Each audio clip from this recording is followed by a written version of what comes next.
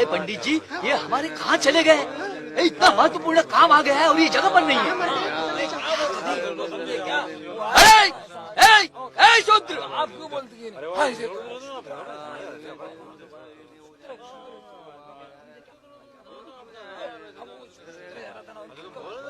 शूद्र, मेरी प्रदक्षिणा किए बिना और वंदना किए बिना तू जा रहा था?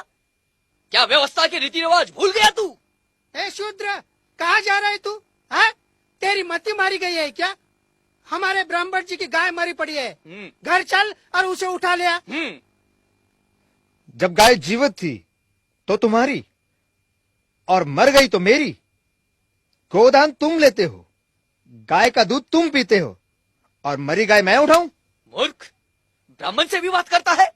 अरे चमड़ी तो तू ही लेता है ना, और गोमांस भक्षण भी तो तू ही करता है? ब्राह्मण देवता, इतनी दया दिखलाने की आवश्यकता नहीं है। ऐसा करो, इस बार चमड़ी भी तुम ही रखो और गोमांस भी तुम ही खाओ।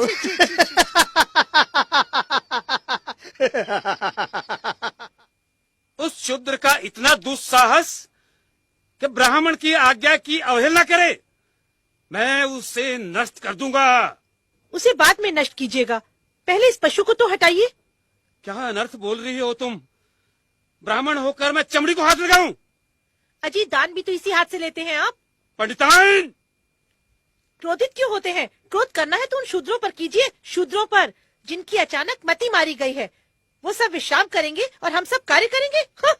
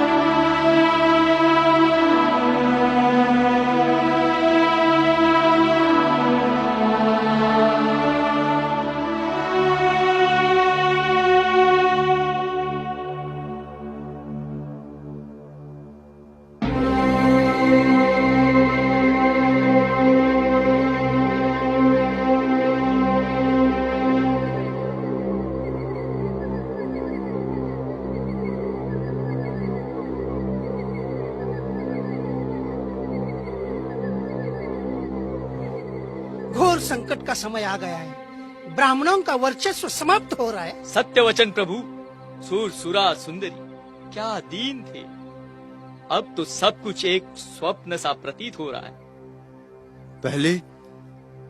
पहले हम इन शूद्रों को अपने से दूर रखा करते थे, लेकिन अब वही हमसे दूर रहने लगे। शूद्र हमारी सेवा करते थे, आजकल वो अपने स्वयं के काम काज करने लगे हैं, अध्ययन कर रहे हैं वो लोग। भाषा और ज्ञान जिसका हमें पैतृक अधिकार था, उसे भी ये शूद्र छीन ले जाएंगे। इतना ही नहीं, वर्ण व्यवस्था समाप्त करने के लिए वे गोष्ठियां भी कर रहे हैं। वैदिक धर्म की वर्ण व्यवस्था पर गौतम बुद्ध ने कुठाराघात किया है। समस्त आर्यावर्त में ऊंच नीच का भेदभाव समाप्त हो रहा है। विचार करो, अगर कोई नीच ही ना रहे तो हम ऊंच कैसे रहेंगे? खुद सत्य कह रहे हैं आप। सत्य वचन प्रभु, सत्य वचन। इस तरह से तो हमारे अस्तित्व पर ही प्रश्न चिन्ह लग गया है। इस विपदा से हमें एक ही महापुरुष बचा सकते हैं, वो है हमारे मनु महाराज। उचित कह रहे हैं आप। चलो, हाँ, चलो चलते हैं, चलिए चलते।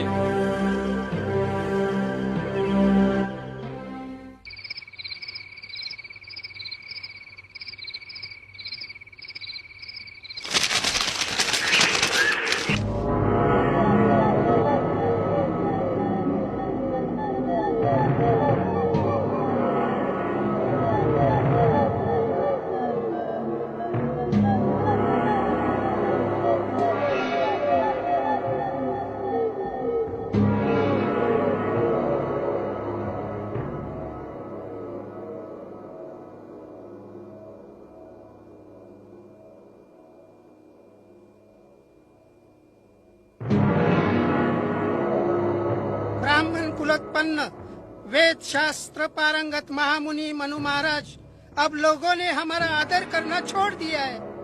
महाराज, हमारे आदेशों की अवहेलना करने लगे हैं ये लोग। शूद्र तो हमारे सामने गर्व से तनकर चलते हैं। हमारे जीवन यापन का कोई साधन नहीं रहा, कोई दान दक्षिणा नहीं देता। भूखों मरने का समय आ गया है।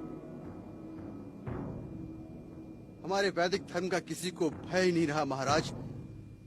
बुद्ध के इस धर्म से हमारा विनाश हो रहा है महाराज, विनाश।